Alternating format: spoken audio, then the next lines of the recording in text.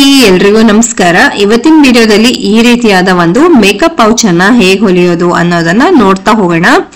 ನೀವೇ ನೋಡ್ತಿರೋ ಹಾಗೆ ಇದಕ್ಕೆ ಈ ಒಂದು ಪೌಚ್ಗೆ 2 ಜಿಪ್ ಅನ್ನ ಕೊಟ್ಟಿದ್ದೀನಿ. 2 ಟ್ರಾನ್ಸ್ಪರೆಂಟ್ ಶೀಟ್ಸ್ ಅಲ್ಲಿ ಇರುವಂತದ್ದು.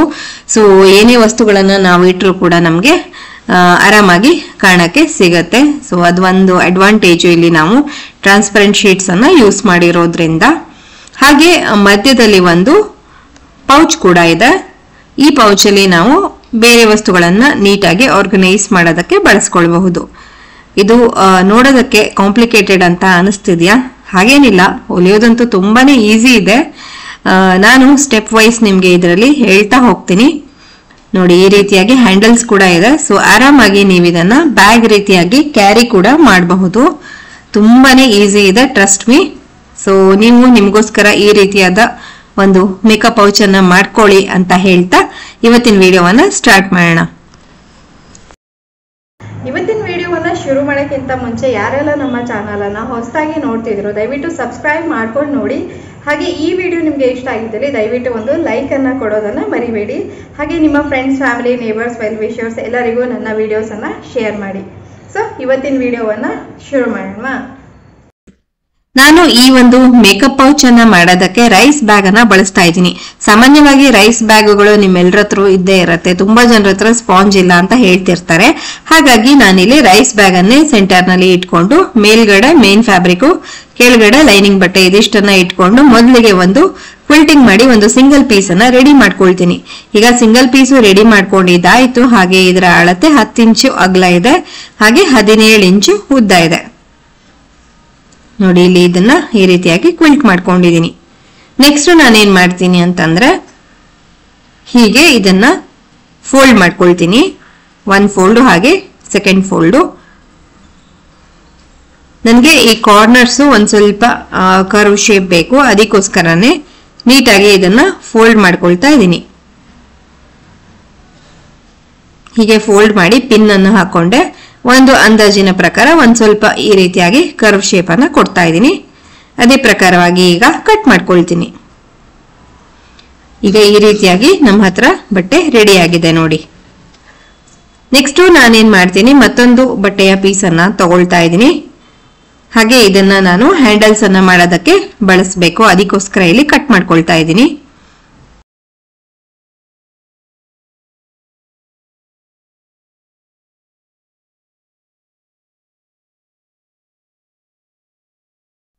ಎರಡು ಬಟ್ಟೆ ಪೀಸಸ್ ಅನ್ನ ಡಬಲ್ ಫೋಲ್ಡ್ ಮಾಡಿ ನಾನು ಬೆಲ್ಟ್ ಅನ್ನ ಸ್ಟಿಚ್ ಮಾಡ್ಕೊಂಡಿದ್ದಾಯ್ತು. ಇದು 12 ಇಂಚು ಉದ್ದ ಬಂದಿದೆ, ಅಗಲ ಆಲ್ಮೋಸ್ಟ್ 3 ಇಂಚ್ ಆಗುವಷ್ಟು ಇತ್ತು. ಹಾಗೆ ನಾನು ಇದನ್ನ ಈ ಒಂದು ಮೇನ್ ಪಾರ್ಟ್ಗೆ ರೆಡಿ ಮಾಡ್ಕೊಂಡಿದ್ನಲ್ಲ, ಅದನ್ನ ಇದಕ್ಕೆ ಹ್ಯಾಂಗರ್ ಅನ್ನ ಸ್ಟಿಚ್ ಮಾಡ್ಕೊಳ್ತೀನಿ. ನೆಕ್ಸ್ಟ್ ನಾನು ಈ ರೀತಿಯಾದ ಟ್ರಾನ್ಸ್ಪರೆಂಟ್ ಪ್ಲಾಸ್ಟಿಕ್ ಶೀಟ್ಸ್ ಅನ್ನ ತಗೊಂಡಿದ್ದೀನಿ. ಇದು ಸಾಮಾನ್ಯವಾಗಿ ನಾವು ಆನ್ಲೈನ್ ಅಲ್ಲಿ ಏನಾದ್ರೂ ತರಿಸಿದಾಗೆಲ್ಲ ಬಂದಿರತ್ತೆ. ಆ ರೀತಿಯಾದ ಥಿಕ್ ಆಗಿರುವಂತ ಟ್ರಾನ್ಸ್ಪರೆಂಟ್ ಶೀಟ್ಸ್ ಇವು. ಕೆಲವೊಂದು ತೆಳ್ಳಗಿರೋದು ಬರುತ್ತೆ, ಅದನ್ನ ಯೂಸ್ ಮಾಡಕ್ ಹೋಗ್ಬೇಡಿ. ಯಾಕಂದ್ರೆ ಅದು ನಾವು ಜಿಪ್ ಅನ್ನ ಅಟ್ಯಾಚ್ ಮಾಡಿ ಹೊಲಿಯುವಾಗ ಹರಿದೋಗುತ್ತೆ. ಹಾಗಾಗಿ ಸ್ವಲ್ಪ ಗಟ್ಟಿಯಾಗಿ ಮತ್ತೆ ಥಿಕ್ ಆಗಿ ಇರುವಂತ ಪ್ಲಾಸ್ಟಿಕ್ ಶೀಟ್ಸ್ ಅನ್ನ ತಗೊಳ್ಳಿ ಅಂತ ಹೇಳ್ತೀನಿ. ಸೊ ಇದು 10 ಇಂಚು ಹಾಗೆ 8 ಇಂಚು ಇದೆ. ಈ ರೀತಿಯಾದ 2 ಪ್ಲಾಸ್ಟಿಕ್ ಶೀಟ್ಸ್ ಅನ್ನ ನಾನು ತಗೊಂಡಿದ್ದೀನಿ. ಈಗ ಒಂದು ಪ್ಲಾಸ್ಟಿಕ್ ಶೀಟ್ ಅನ್ನ ತಗೊಂಡು 2 ಇಂಚಿಗೆ ನಾನು ಒಂದು ಕಟ್ ಅನ್ನ ಮಾಡ್ಕೊಳ್ತೀನಿ. ಕಟ್ ಮಾಡ್ಕೊಂಡಿದ್ದಾಯ್ತು. ಈ ಕಟ್ ಮಾಡ್ಕೊಂಡಿರುವಂತಹ ಜಾಗದಲ್ಲಿ ನಾವು ಜಿಪ್ ಅನ್ನ ಅಟ್ಯಾಚ್ ಮಾಡಬೇಕು.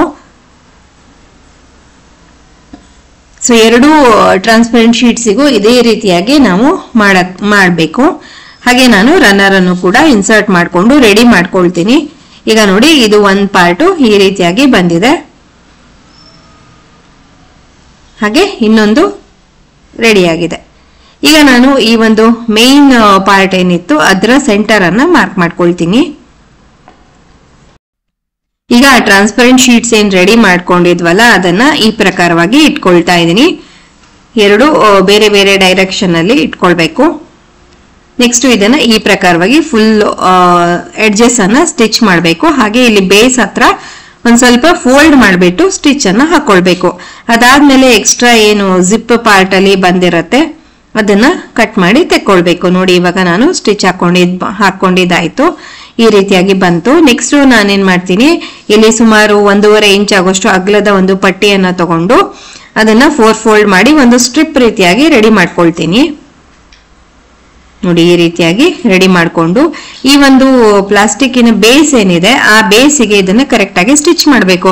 ಇದು ಯಾಕೆ ಅಂದ್ರೆ ಕೆಲವೊಮ್ಮೆ ಪ್ಲಾಸ್ಟಿಕ್ ಹರಿದು ಹೋಗ್ಬಿಟ್ರೆ ನಾವೇನಾದ್ರೂ ಐಟಮ್ಸ್ ಇಟ್ರೆ ಅದು ಹೊರಗೆ ಬರೋ ಸಾಧ್ಯತೆ ಇರುತ್ತಲ್ವಾ, ಹಾಗಾಗಿ ಸೇಫ್ಟಿ ಸಲುವಾಗಿ ಆ ರೀತಿಯಾದ ಒಂದು ಸ್ಟ್ರಿಪ್ ಅನ್ನ ಅಟ್ಯಾಚ್ ಮಾಡೋದು.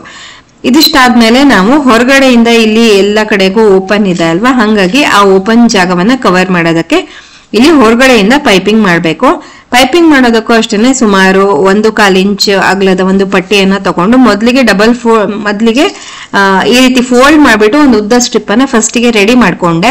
ಹಾಗೆ ಕೂಡ ಮಾಡಬಹುದಾಗಿತ್ತು, ಬಟ್ ನನ್ಗೆ ಈ ಮೆಥಡ್ ಈಸಿ ಅನ್ಸುತ್ತೆ. ಸೊ ಈಗ ಸ್ಟಿಚ್ ಮಾಡ್ಕೊಂಡಿರೋ ಪಟ್ಟಿಯನ್ನ ನೀಟಾಗಿ ಇಲ್ಲಿ ಕರ್ವ್ ಆಗಿ ತಿರುಗಿಸ್ತಾ ಸ್ಟಿಚ್ ಮಾಡ್ಕೊಳ್ತಾ ಹೋಗ್ಬೇಕು. ಸೊ ನೋಡಿ ಈ ತರ ಸ್ಟ್ರಿಪ್ ಅನ್ನ ರೆಡಿ ಮಾಡ್ಕೊಂಡ್ಬಿಟ್ರೆ ನಮ್ಗೆ ಆಮೇಲೆ ಸ್ಟಿಚ್ ಮಾಡ್ಬೇಕಾದ್ರೆ ತುಂಬಾನೇ ಈಸಿ ಆಗತ್ತೆ. ಸೊ ಸುತ್ತಲೂ ಇದೇ ತರ ನಾನು ಅದನ್ನ ಅಟ್ಯಾಚ್ ಮಾಡ್ತಾ ಹೋಗ್ತೀನಿ.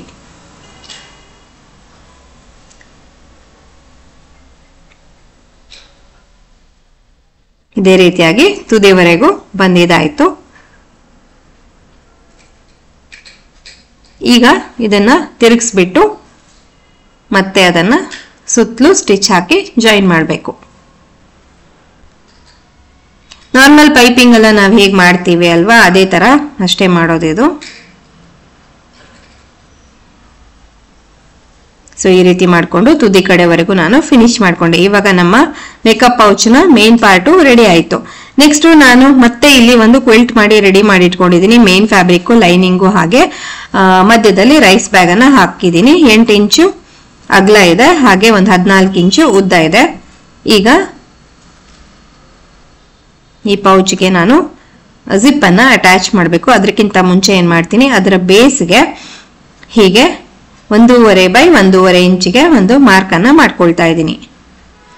ಈಗ ಕಟ್ ಮಾಡ್ಕೊಂಡಿದ್ದಾಯ್ತು. ಕಟ್ ಮಾಡ್ಕೊಂಡಿದ್ದಾದ ನಂತರ ನಾನಿಲ್ಲಿ ಜಿಪ್ ಅನ್ನ ಅಟ್ಯಾಚ್ ಮಾಡ್ತಾ ಇದ್ದೀನಿ. ಜಿಪ್ ಅನ್ನ ಆಸ್ ಯೂಶುವಲ್ ನಾವು ಹೇಗೆ ಅಟ್ಯಾಚ್ ಮಾಡಬೇಕು ಅಂತ ನಿಮ್ಗೆ ಗೊತ್ತಿದೆ ಅಂತ ಅನ್ಕೊಳ್ತೀನಿ. ಇಲ್ಲದೆ ಇದ್ರೆ ಜಿಪ್ ಅಟ್ಯಾಚ್ ಮಾಡೋದ್ರ ಬಗ್ಗೆನೇ ಒಂದು ವಿಡಿಯೋ ಡೀಟೇಲ್ ಆಗಿ ಪೋಸ್ಟ್ ಮಾಡಿದ್ದೀನಿ. ಡಿಸ್ಕ್ರಿಪ್ಷನ್ ಅಥವಾ ಐ ಕಾರ್ಡ್ ಅಲ್ಲಿ ಲಿಂಕ್ ಇರುತ್ತೆ, ಚೆಕ್ ಮಾಡಬಹುದು.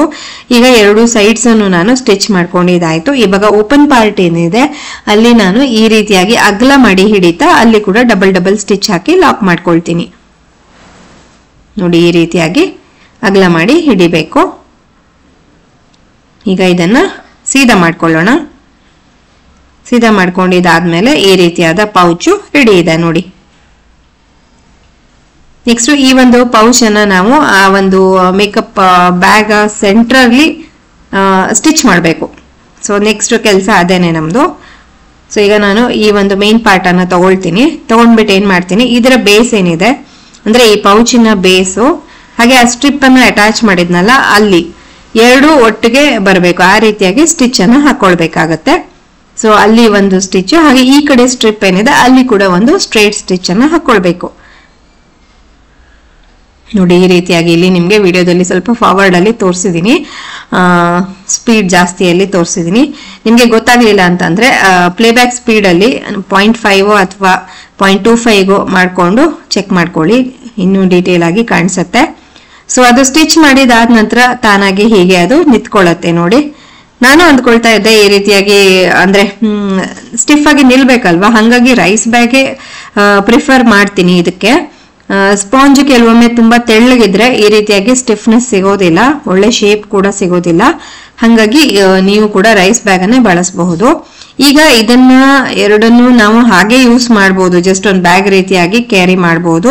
ಇಲ್ಲದೆ ಇದ್ರೆ ಈ ರೀತಿಯಾಗಿ ಮ್ಯಾಗ್ನೆಟಿಕ್ ಬಟನ್ಸ್ ಇದ್ರೆ ನಿಮ್ಮ ಹತ್ರ ಅದನ್ನ ಕೂಡಿಸ್ಕೊಂಡು ಈ ರೀತಿ ಜಾಯಿನ್ ಮಾಡೋದನ್ನ ಮಾಡ್ಕೊಳ್ಬಹುದು. ಇಲ್ಲದೆ ಇದ್ರೆ ಇನ್ನೊಂದು ಟ್ರಿಕ್ ಏನಿದೆ ಅಂತಂದ್ರೆ, ಒಂದು ಬಟ್ಟೆಯ ಸ್ಟ್ರಿಪ್ ಅನ್ನ ರೆಡಿ ಮಾಡ್ಕೊಂಡು ಅದಕ್ಕೆ ವೆಲ್ಕ್ರೋವನ್ನ ಅಟ್ಯಾಚ್ ಮಾಡ್ಬಿಟ್ಟು ವೆಲ್ಕ್ರೋವನ್ನ ಅಟ್ಯಾಚ್ ಮಾಡೋ ರೀತಿಯಾಗಿ ಕೂಡ ಮಾಡ್ಕೊಳ್ಬಹುದು. ಮ್ಯಾಗ್ನೆಟಿಕ್ ಬಟನ್ಸ್ ಇಲ್ಲದೆ ಇದ್ರೆ ನೀವು ವೆಲ್ಕ್ರೋ ಬೇಕಾದ್ರೂ ಯೂಸ್ ಮಾಡಬಹುದು. ಸೊ ಈ ರೀತಿಯಾಗಿ ನಿಮ್ಗೆ ಹೇಗೆ ಅನುಕೂಲ ಆಗುತ್ತೋ ಆ ರೀತಿಯಲ್ಲಿ ಮಾಡ್ಕೊಳ್ಬಹುದು. ಸೊ ಈಗ ನಾನು ನನ್ನ ಹತ್ರ ಮ್ಯಾಗ್ನೆಟಿಕ್ ಬಟನ್ಸ್ ಇತ್ತು, ಹಾಗಾಗಿ ಅದನ್ನೇ ಯೂಸ್ ಮಾಡಿ ತೋರಿಸಿದೀನಿ. ಇವಾಗ ನೋಡಿ ಇದನ್ನ ಹೀಗೆ ಓಪನ್ ಮಾಡಿದ್ರೆ ನೋಡಿ ಈ ರೀತಿಯಾಗಿ ಬಂದಿದೆ. ಎಷ್ಟು ಸುಲಭವಾಗಿ ನಾವು ಮಾಡಿದ್ವಲ್ವಾ. ಇನಿಷಿಯಲಿ ನೋಡಿದಾಗ ತುಂಬಾ ಕಷ್ಟ ಇದೆಯೇನೋ ಅಂತ ಅನ್ಸಿತ್ತು, ಬಟ್ ಸ್ಟೆಪ್ ವೈಸ್ ಮಾಡ್ತಾ ಹೋದ್ರೆ ತುಂಬಾನೇ ಈಸಿಯಾಗಿ ಬಂದ್ಬಿಡತ್ತೆ. ಮತ್ತೆ ಈ ರೀತಿಯಾದ ಮೇಕಪ್ ಪೌಚಸ್ ನಮ್ಗೆ ತುಂಬಾನೇ ಯೂಸ್ಫುಲ್. ಎಷ್ಟೋ ಸಲ ಆ ವಸ್ತುಗಳು ನಮ್ ಕೈಗೆ ಸಿಗ್ತಿರೋದಿಲ್ಲ, ಹಾಗಾಗಿ ಈಗ I shadow, I pencil, eyebrow pencil ಎಲ್ಲ ಒಂದ್ ಕಡೆ ಇಟ್ಕೊಂಡು, ಹಾಗೆ ಒಂದ್ ಕಡೆ ಲಿಪ್ಸ್ಟಿಕ್ ಅದೆಲ್ಲ ಇಟ್ಕೊಂಡ್ರು, ಮಧ್ಯ ಪೌಚಲ್ಲಿ ಜ್ಯುವೆಲ್ರಿ ಆ ರೀತಿಯಾಗಿ ಇಟ್ಕೊಂಡ್ರು ಕೂಡ ಒಳ್ಳೆ ಆರ್ಗನೈಸ್ಡ್ ಆಗಿ ಪೌಚ್ ಅನ್ನ ರೆಡಿ ಮಾಡ್ಕೊಳ್ಬಹುದು. ಹಾಗೆ ನಿಮ್ಗೆ ಮೇಕಪ್ ಪೌಚ್ ಆಗಿ ಯೂಸ್ ಮಾಡಕ್ಕೆ ಇಷ್ಟ ಇಲ್ಲದೆ ಇರೋರು ಖಂಡಿತ ಒಂದು ಮೆಡಿಕಲ್ ಕಿಟ್ ಆಗಿ ಕೂಡ ಇದನ್ನ ಬಳಸಬಹುದು. ಸೊ ಇದಾಗಿತ್ತು ಇವತ್ತಿನ ವಿಡಿಯೋ ನಿಮ್ಗೆಲ್ರಿಗೂ ಹೇಗ ಅನಿಸ್ತು, ಇಷ್ಟ ಆಗಿದ್ದೆ ಅಂತ ನನ್ಗೆ ತಿಳಿಸೋದಕ್ಕೆ ನೀವೊಂದು ಲೈಕ್ ಅನ್ನ ಕೊಡ್ಬೇಕು ಅಷ್ಟೇನೆ. ಮತ್ತೆ ಚಾನಲ್ಗೆ ಹೊಸಬರಾಗಿದ್ದಲ್ಲಿ ದಯವಿಟ್ಟು ಸಬ್ಸ್ಕ್ರೈಬ್ ಮಾಡ್ಕೊಂಡು ನೋಡಿ. ಹಾಗೆ ನಿಮ್ಮ ಫ್ರೆಂಡ್ಸ್ ಫ್ಯಾಮಿಲಿ ಯಾರೆಲ್ಲ ಇದ್ದಾರೋ ಅವ್ರಿಗೆಲ್ಲ ನನ್ನ ವಿಡಿಯೋಸ್ ಅನ್ನ ಶೇರ್ ಮಾಡಿ ಅಂತ ಕೇಳ್ಕೊಳ್ತೀನಿ. ಹಾಗಾದ್ರೆ ಮತ್ತೊಂದು ಹೊಸ ವಿಡಿಯೋದೊಂದಿಗೆ ಭೇಟಿಯಾಗೋಣ. ಅಲ್ಲಿವರೆಗೂ ಎಲ್ರಿಗೂ ಧನ್ಯವಾದಗಳು. Take care and bye.